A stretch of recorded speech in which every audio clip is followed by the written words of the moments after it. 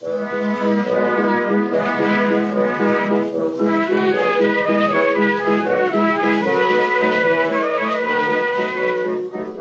to Loremen, the podcast about local legends and obscure curiosities from days of yore. I'm Alasdair Beckett-King. And I'm Alasdair's life coach and personal shopper, James Shakeshaft. In every episode, we present a piece of forgotten folklore and at the end of the tale, apply our entirely arbitrary scoring system. In this first story, we meet an evil man and say hello to his little friend. Apologies to all Scottish people for the way I mispronounced the surname Buccleuch as Buccleuch. In my defence, that is how it's spelled.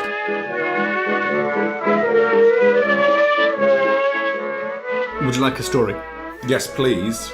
My story today comes from the Scottish-English border, rather than the border that Scotland has with any other country. The sea, is it? It's the sea, isn't it? Yeah. Is that? It must be. So it comes from the Scottish-English border, and it takes place in the late 13th, early 14th century. So it's pretty old. That is, yes. And it is the death of Lord Soulis, a.k.a. Lord de Soulis. Whoa. A.k.a. the bad de Soulis, a.k.a. Terrible William.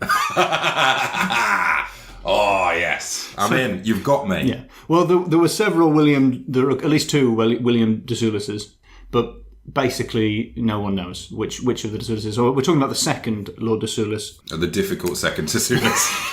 Absolutely. Everyone had really liked the first one, and there were a lot of expectations placed on him. And he lived in a place called Hermitage Castle, which is still there, and it's not far from Liddesdale, which is also near the Parsi Reed story we did. Oh, yes. Hermitage Castle it stands there today, and it is a big, stony, H-shaped castle that sort of goes... It's like a really scary-looking haunted castle. It is one of the creepiest. It's like just a block of castle. It's got no turrets or filigree. It's just castle. And it's called Hermitage Castle because I think it's in the middle of nowhere, so you can't even see it until you sort of have gone all the way into the hills. And sorry, what does Hermitage mean then? A place where a hermit once lived. So I think it's built on the site of a former hermitage. Ah. There is a stone castle there now. At the time of the story we're telling, it was a wooden castle, and presumably before that a straw castle. I don't have anything to back that up, but presumably that's the way it worked. And next to Hermitage Castle is a place called Nine Stane Rig, or Nine Stone Ridge, which is a hill with 9 standing stones on it. That's going to be important for later. So I'll give you an example of some of the bad things that Terrible William did. He was not very popular with Robert the Bruce, the king at the time of Scotland, and Robert the Bruce sent him a messenger, because what he would do, he was always kidnapping villagers and murdering them in dungeons and doing things like that. This terrible guy. Yeah, the bad de Soulis. And Robert the Bruce sent a messenger to him saying, stop all of this terrible behaviour and stop being a traitor and everything. And what he did was he got the messenger to stand on a big trapdoor, and then he opened it, and then the messenger and his horse fell down into 30 feet into his dungeon and were killed. Oh. Which is the medieval version of a spam filter, I think. So not even reading the message, just straight into the dungeon. That messenger, though, come on, you must... I mean, the saying is don't shoot the messenger. There's nothing about dropping him into a dungeon, horse and all. He also, in another story, he's kidnapping a young girl from the village and about to take her up, and then the villagers are saying, "Don't do this, keep her." And then a local nobleman, Alexander Armstrong, who I've checked because we've been in this situation before, not the host of Pointless, but a different Alexander Armstrong. Great.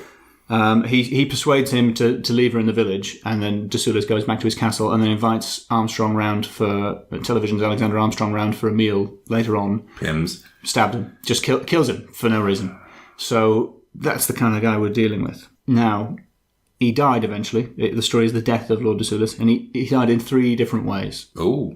So the first way is he betrayed Robert the Bruce, and for political reasons, Robert the Bruce has him killed, because he just disappears. Nobody knows what happens to him. So the first, and let's be honest, correct version of the story is that he conspired against the king and was killed. The second version of the story is that the villagers got so annoyed with his peasant kidnapping antics that they just rose up and killed him. And the third version of the story is incredibly convoluted and involves a magical goblin. Which one of the 3 would you like to hear? I want to hear the goblin. All right. Well, so the thing that I haven't told you yet about Terrible William is that he was a warlock. Ah.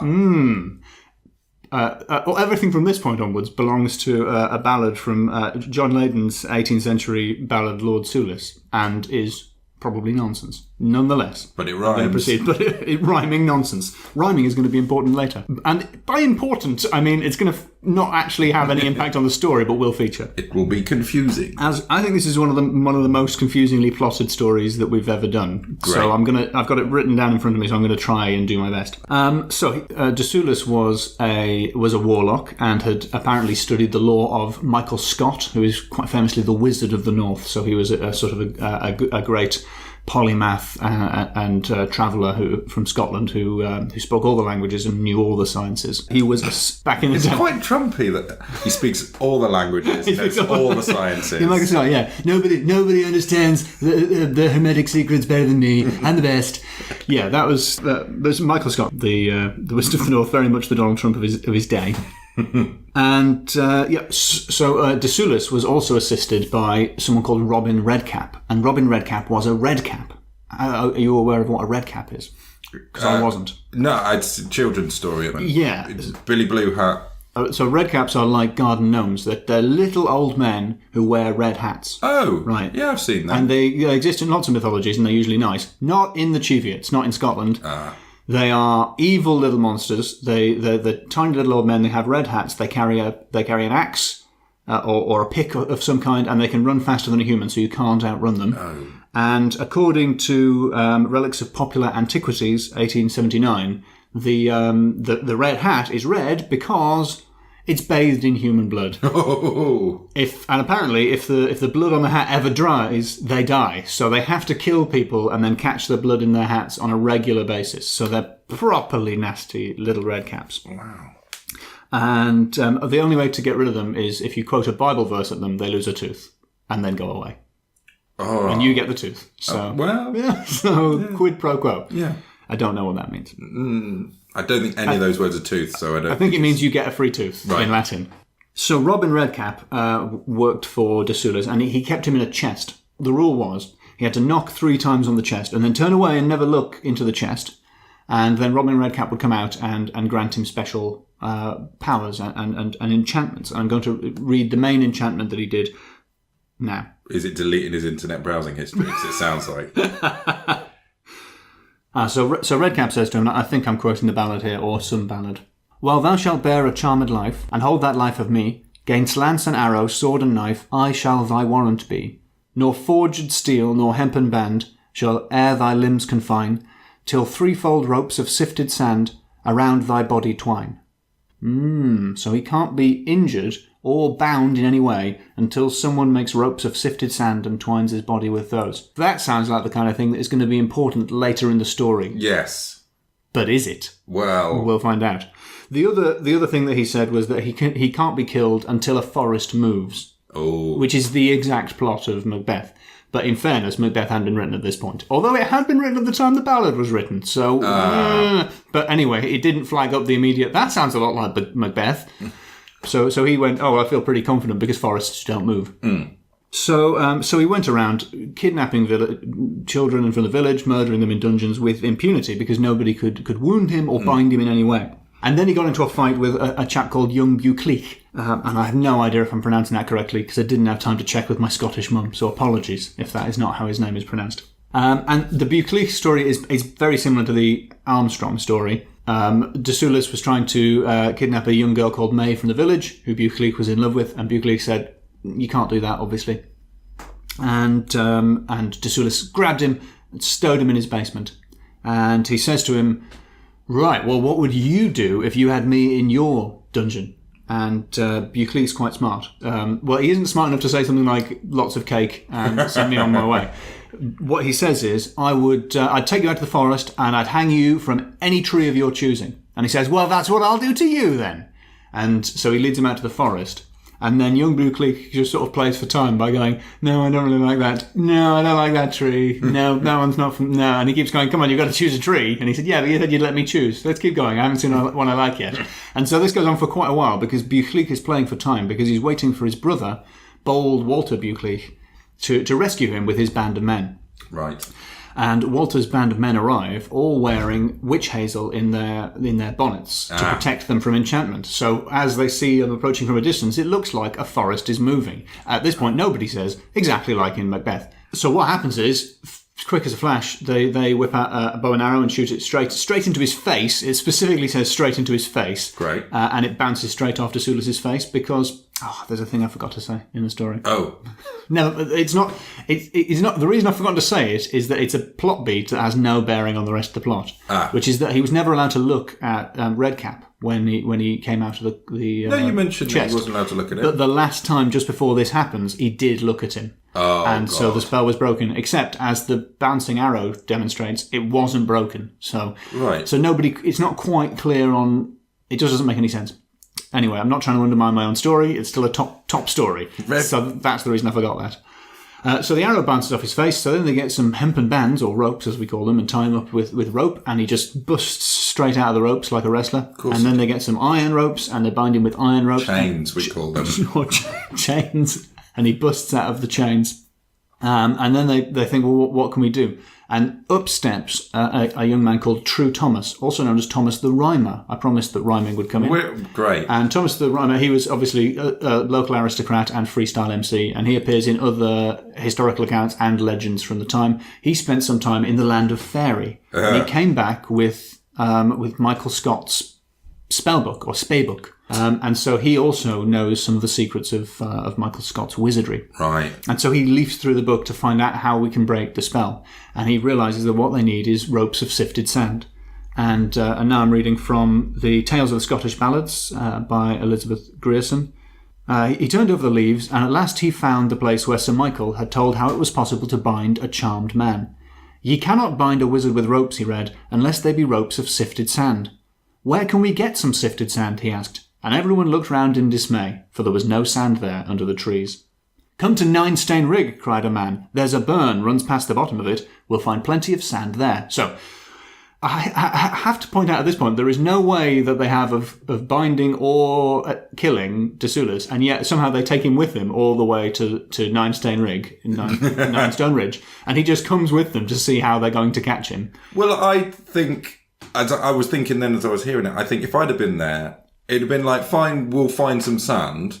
How are we going to make ropes out of sand, guys? That is the absolute next the bigger problem. Question. That's the next problem. So they read the spell for making ropes out of sifted sand. Oh, there is a spell for that. Well, apparently, but it doesn't work. They can't make ropes out of sifted sand because it's really hard to make ropes out of sand. It's hard to make anything out of sifted sand, particularly. Absolutely, yeah. Packed sand, yeah, you could maybe make a pillow. Yeah. Top tip for beach, just on a side note, beach holiday. So you rest your head on the pillow. Yeah.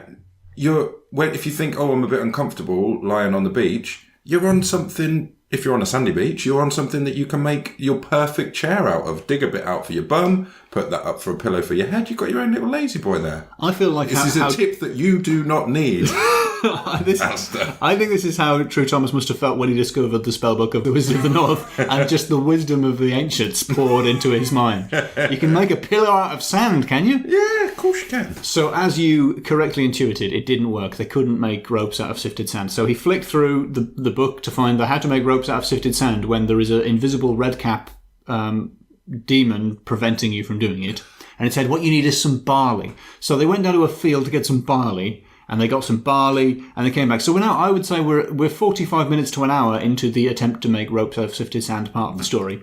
And then they mixed in the barley with the sifted sand, and they still couldn't make ropes out of sifted sand. No, because these are all granular items. Yes. At this point, to my great narrative frustration, they just give up on making ropes of sifted sand. Guys! That was like Chekhov's gun. It was planted right at the start. Yeah. And they never make ropes out of sifted sand. So he leafs through to find what the alternatives are to making ropes out of sifted sand. And they find that the only other way of killing an enchanter, who has just been patiently waiting for up to an hour, is they wrap him in a sheet of lead. I should read the last passage of how he died. So they kindled the fire on Nine Stane Rig in the middle of the old Druid stones, where they placed a great brass cauldron. They heated it red hot, and some of them hasted to Hermitage Castle and stripped a sheet of lead from the roof, and they wrapped the wicked lord in it and plunged him in and stood round in solemn silence till the contents of that awful pot melted, lead, bones and all, and naught remained but a seething sea of molten metal. so came the sinful man by his end. And to this day the cauldron remains. No, it doesn't. It's not there anymore. It was brought over to Skelf Hill, and there it stands, a fearful warning to evildoers, while on the spot where it was boiled, within the circle of stones on the 9-stane rig, the ground lies bare and fallow, and the very grass refuses to grow where such a terrible deed was done. Wow. The not very grass. Actually, that's quite the Terminator 2 ending, isn't it? I hope he went down with a thumb up. A thumb down? As if to say, I am annoyed about this. I am wicked. So that's how you kill a warlock. That's wrap them in lead and heat them until they totally melt. The whole of the last section has the feeling of when you try and cook an overly ambitious meal and you spend ages trying the recipe and then you just sort of give up and wrap a warlock in tinfoil and pop him under the grill. Because that sifted sand thing was never going to work. That's like when you're reading a recipe and you think, I think this is a typo. I did a recipe for vegan pancakes which required 2 tablespoons of baking powder. Whoa. Which is basically baking powder flavoured pancakes. Yeah. And it's wrong, but that's the internet. There was one recipe this is recipe complaint corner of the podcast, where you had to cook onions for 6 to 8 minutes. They'd missed out the hyphen, and they wrote in this recipe, cook onions for 68 minutes. That's a real big difference. There is a huge difference there. That is. Your onions will be if you cook them for an hour and 10 minutes. That is probably exactly what happened with Michael Scott's spay book. Yeah. It's probably just a series of typos. Sifted sand, and then, better rope is what it should have said. Of course, Hermitage Castle is massively haunted now. So he haunts it, all the children haunt it that he murdered. And every 7 years, Redcap's door, the door of the lid creaks open and you can find Redcap there, apparently. Don't look at me. I feel a bit sad for Redcap in a way. It sounds like he had very low self-esteem. But he also has a hat which is covered in blood. Yeah, human blood. Okay, so for scores, my first category for you to score is bad balladry. Oh, yeah. So what was the author of the ballad? I think John Leyden. We should name and shame John Leyden. Yeah. He's ripped off Hamlet, Macbeth. Oh, damn. He's ripped off Macbeth. Yes. His plotting is all over the shop. You get set up at the beginning with the sifted sand rope, which is like, ooh. Right at the start, they say, it's got to be sifted sand There's ropes. literally one way. This is Robin Redcap speaking. If you look at me, something terrible this won't work. Don't look at me. That's already proven to not be true. Yep. Doesn't even work. It doesn't. It makes so little sense that I forgot to put it in the story at the right time. I'm doing bad. I feel that I'm referencing this bad plotting with my bad sentence construction at the moment. You can only be defeated by sifted sand rope. Well, we can't make a rope out of this, can we? Because it's sifted sand. I'm going to push you for a score on bad balladry. Well, it's 5 out of 5. 5 out of 5. Really glad I didn't go with the category good balladry. Yeah. 5. I'm going to write the 5 down there. You should do. I was really looking forward to how they were going to solve the problem of the sifted sand rope. I genuinely was. I was like, this is going to be a clever little... I thought it was going to go down the glass. I thought it was going to say glass. Because that's the tricky little thing, like the forest moving. It's like, well, some people have got some twigs. The glass is made of sand, so you could bind him in the glass. No, just boil him in molten lead.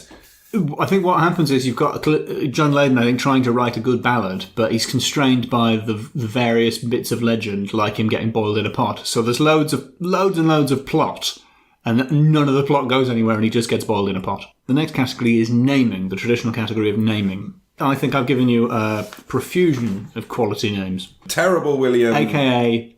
Bad de Soulis. The Bad de Soulis. We've got True Thomas. Michael Scott. That's really normal name. That's a real letdown for that's why he had to talk himself up so much, as knowing all the languages, all the spells, all the sciences. You want it, I got it. My name's Michael Scott. So we've also got Hermitage Castle, we've got 9-stane rig, we've got Thomas the Rhymer. Maybe that's why he didn't tell him about the boiling in lead thing, because he was trying to find a rhyme. He was trying to come up with a good rhyme, and he couldn't. So he was like, My name is True Thomas, and I'm here to say, you want to kill a warlock? Here's a good way. Get some sifted sand and turn it into rope. And I can't think of a rhyme for lead, so that's coming in a bit. So he just got like caught into a freestyle about sifted sand. And I find it difficult to believe that anybody whose name was Thomas the Rhymer would have used the "and I'm here to say" format of rapping. We've also got Bold Walter Buccleuch. That's quite a good name. Bold Walter. Bold Walter. And Young Buccleuch, whose first name I don't know. And Robin Redcap, finally. Robin Redcap. That's a good name as well. Don't look at me, Redcap. Yeah. So that is a whole load of good names. Oh, and Alexander Armstrong. Yeah, that's the same with Michael Scott. It's kind of a bit annoying that, because Michael Scott's the American Office, isn't he? He's the boss in the American Office. Alexander Armstrong, I am literally picturing them when the modern, because he's meant to be the most powerful wizard, and we've already talked about his hubris. I'm imagining Steve Carell playing him. So what's your score for names then? I feel like you're trying to negotiate. 5. A 5, I'm good. going to give you 5. Oh, good. Next category, also a traditional category, supernatural. You're pulling a sceptical face. Well, no, I had to think I'm sceptical about your scepticism. I remind you, there is a tiny magic man who lives in a box in this story. There's a tiny man who lives in a box, but no one's ever looked at him. Although they did once and there were no repercussions. So, and that sifted sand thing, that sounds like a big red herring. So people go like, okay, we'll get some sifted sand. And they don't bother trying the normal ways, perhaps. Oh, no, he did break out of normal ropes. Yeah, and they shot an arrow in his face. They shot an arrow in his face, I suppose. That's pretty supernatural. Also, they all... Hermitage Castle is now very haunted. Yes, very haunted. With all these places. Haunted. And you've got a stone circle left by the Druids. That's just there as a backdrop as well. It's just the background. Set design. But then he's killed by boiling him in lead. That isn't just how you kill a warlock. That's pretty much how you kill anything. Yes, fair enough. But he's got all the spells. Mm-hmm. There's the spell book. Spellbook? That's how they pronounce it. That's how it's written, rather than spell book. Oh, yeah. And you got True Thomas, who was in the Land of Faerie, although admittedly that was in a different story, but still. So yeah, background to this. He's visited the Land of Faerie. You've got Michael Scott, the Wizard of the North. The Wizard. That's a good name. I think I'm only going to give it. I'm going between 3 and 4. You're considering. I can't believe you're considering 3. Well, it's not a. I mean, there is a lot of supernatural elements. I suppose in reality, he was probably just killed for betraying Robert the Bruce, and none of this happened. Oh no! I don't want to tarnish it with that with simple reality. I think the thing is, a lot of the supernatural elements are quite annoying, so I don't want to reward them. No, 3. 3? No, 3. I suppose I've done well so far. All right, we'll have 3. I'm sorry, but all right. Well, that is hard but fair. My final category, evil. Pure evil. Yeah, there's a lot of that. This guy, wicked, evil, bad Soulis. Bad Soulis or Terrible William. Terrible William. Oh, he's awful, isn't he awful? Absolutely dreadful. Oh, what a guy. So he's kidnapping villagers, yep, left, right and centre. He's dropping messengers into trapdoors. Yep. He's Jabba the Hutting. Yeah, he is Jabba. He is Jabba the Hutt. He's Jabba the Hutted him. He's inviting people for dinner. He invited Alexander Armstrong for dinner. He's inviting B-list celebrities around for dinner and just playing it straight up, killing them. Yep. He's friends with the Wizard of the North. Yeah. Well, we don't point out a bad guy. He might be good or bad because his spells are used on both sides of this. Both sides. Well, he knows all of them. But he doesn't know all the spells. He doesn't know all the spells. He knows the good ones and the bad ones. Yeah. But he's a warlock, which, he's pure evil. He's how many times did he pull that messenger trick? Because I think surely by the end of his reign, it would be the trapdoors would open and they'd fall a foot because it's just full, dropped in. Yeah, and eventually, but also the first message would be, you've got to stop all this business. And then the next one would just be, Hey, William, just checking in whether you got my previous message. Yeah. So let me know. And the other one will be, so I don't know if there's a problem with the messages, but I'm ready for your call. Just message me back straight away. You don't need to answer the specifics. Just let me know that you've got it. Yeah. I'm not angry. I just want to hear from you. And that's a stack up. That's a horse every time and a guy. That's full. That's extremely wasteful. Or maybe he just got a lot of junk mail and he was like, nah, if this is going to be another pizza delivery thing, I can naff off. I will kill them. I will kill them. So finally, what is my score for Evil? Well, you're not going to try and redeem him now. He was quite cocky as well. Cocky with it.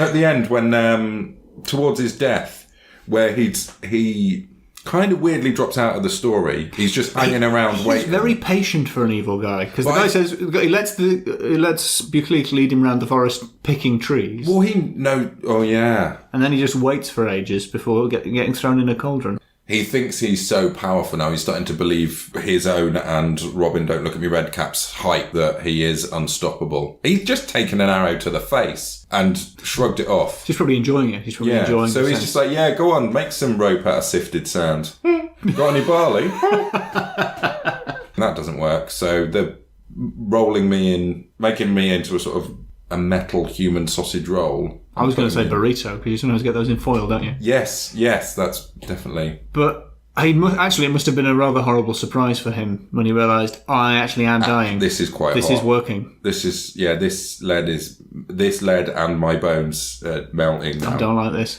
Yeah, Evil 5 out of 5. 5 out of 5. Gotta be. He's a real wrong un. I'm trying to think of how he could have redeemed himself. Not killing people, not just drop killing people for literally no reason, for turning up at his gaff. And then I imagine there was a little one like in Jabba's Palace going, oh yeah. Well, that would have been Redcap, but nobody looked at it. Stop looking at me. Do you know the name of that character? No. The character that sits next to Jabba and goes, Yeah. That character is called Salacious B. Crumb. Oh, is he? How can that character have a middle initial when he doesn't speak a single line of dialogue in the entire film and he's just a puppet? It's like, I like to imagine that there was another Salacious Crumb in equity at the time. And so he had to be Salacious B. Crumb to distinguish himself. What's the one with the snakes on his head? What's he called? No idea.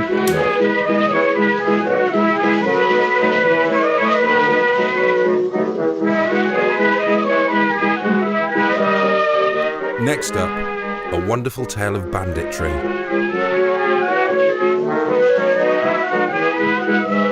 I was looking up about highwaymen and rogues from the past, early 19th century. And in the Cotswolds, there were quite a few highwaymen. They had a notorious trick that they would do. Apparently, according to my source, this book, The Folklore of the Cotswolds by Catherine M. Briggs, Dr. Catherine M. Briggs. To you, Sonny. It says, everyone will remember how Robert the Bruce shooed his horse backwards so that you couldn't tell. It looked like his horse was riding in the opposite direction. Yeah. Everyone remembers that. Yeah, of course. Sometimes he would put them on sideways so people would be really confused thinking he was riding a giant crab. It's a dancing horse. Now, what they did in the Cotswolds is they gave him round horseshoes. You couldn't tell whether they were coming or going, quite literally. That's very clever, though, isn't it? Now, there are a lot of highwaymen. What that is an illustration of is there are a lot of highwaymen around. Now, at the time, in Swinbrook, there was a wealthy family called the Fetterplaces. They even got into a little rhyme. They were wealthy and famous. They said, the Lacys, the Tracys and the Fetterplaces own all the manors, parks and chases. Lovely. But by the late 18th century, the direct mail line had died out. And in 1806, the two old Miss Fetterplaces found their Swinbrook Manor to be too big for them. So they retired to Farespeare, which is, I guess, a smaller stately home up the road a bit, and let the manor to a Mr. Freeman from London. He came down with a whole retinue of servants. He entertained lavishly, apparently. He was single, handsome and wealthy, and he had the best parties. He paid all his bills in gold. The people started to find his servants were rather uncouth and rough, not very well mannered for butlers and whatnots. And anyone paying a morning call would find the whole place drowsy, it says here. And this is a story that comes from Mr. Secker, who was a stable boy. Quite an authoritative name for a stable boy. It was reported by Mr. Secker, and it was from his grandfather. He was a stable boy at Swinbrook. He noticed a weird thing. No matter how well groomed the horses were of a night, the next day they'd be splashed with mud and kind of rough and ready. That's intriguing. Yeah, and he was never allowed to set foot in the manor. He was strictly forbidden to. However, one night he snuck his way in, and he heard the sound of shots coming from upstairs. And he snuck his way upstairs and saw all along this really long corridor with doors all off it to rooms. All the doors were open, and there was a candle in each room. And Mr. Freeman and his butler were running full pelt along the corridor, shooting out the candles as they went by. People started to realise as well that around the time Mr. Freeman moved to Swinbrook Manor, there seemed to be a lot more robberies going along on the roads. These went on for about a year or more until a well-armed coachman shot one of these robbers. He was remanded in custody, and they recognised him. He was Mr. Freeman's butler. No way. What? He was arrested, and it was discovered that the whole Mr. Freeman and all the guys were a notorious London gang. He wasn't a gentry at all, and his servants. It was simply a gang, and they were hanged in Gloucester. And Mr. Secker, old man Secker, who was a young man, he managed to get hold of the pistols, and his grandson, the Mr. Secker who told the story, still has them. The pistols that were used to shoot down the corridor, yeah. Candle, wow. Yeah. There you go. The intrigue of Also, I really want to imagine what was going on. I think Mr. Freeman might have been getting a bit too big for his boots. It must have been a bit annoying because they were obviously all equals. It wasn't like a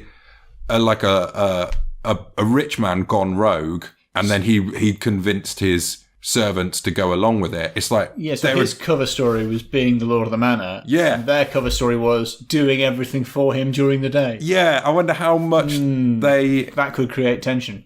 There's a sitcom right there.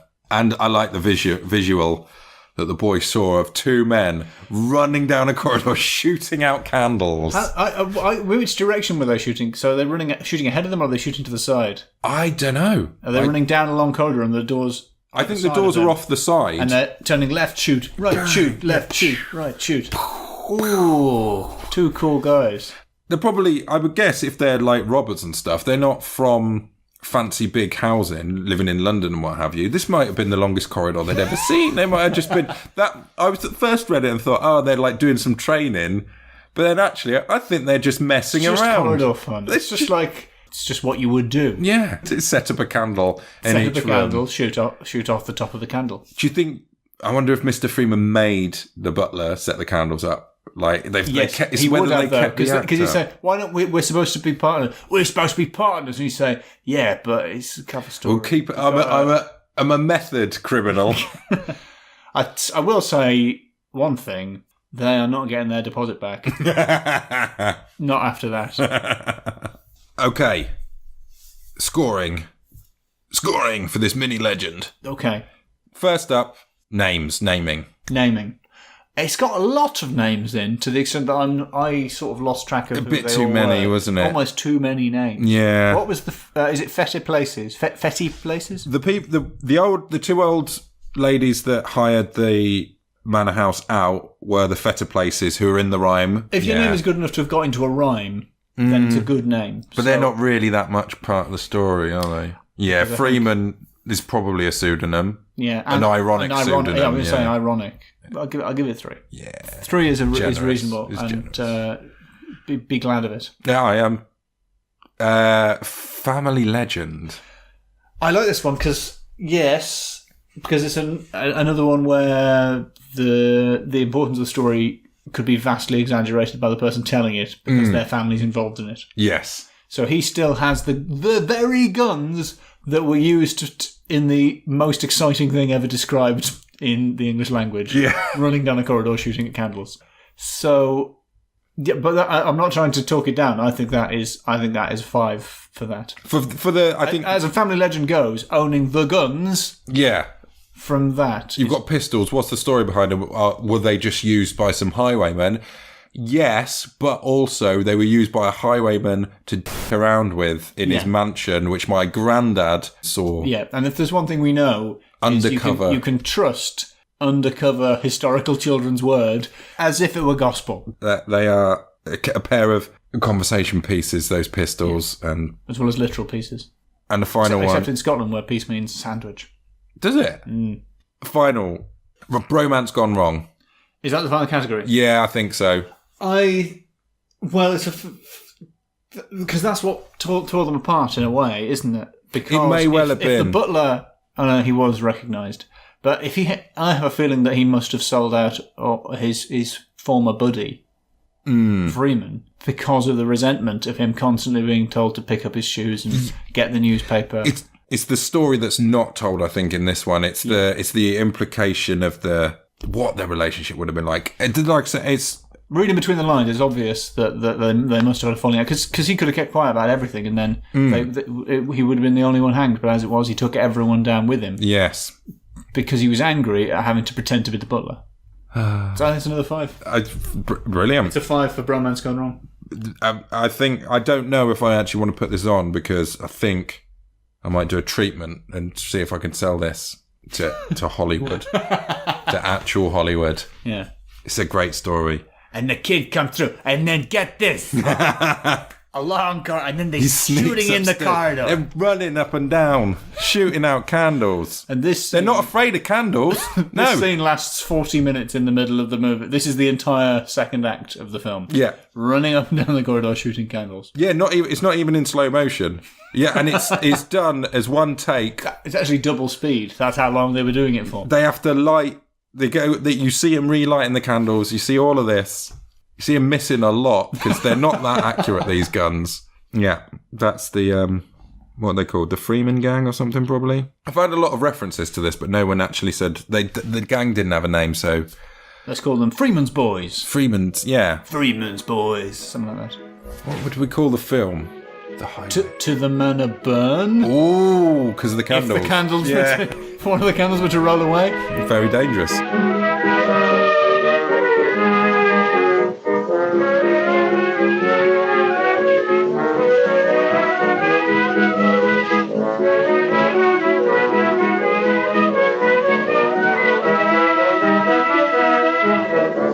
You have been listening to Loremen. The Loremen are James Shakeshaft and Alasdair Beckett-King. If you enjoyed Loremen, please rate and subscribe in all the usual places. And if you didn't enjoy Loremen, we'll arrest your butler.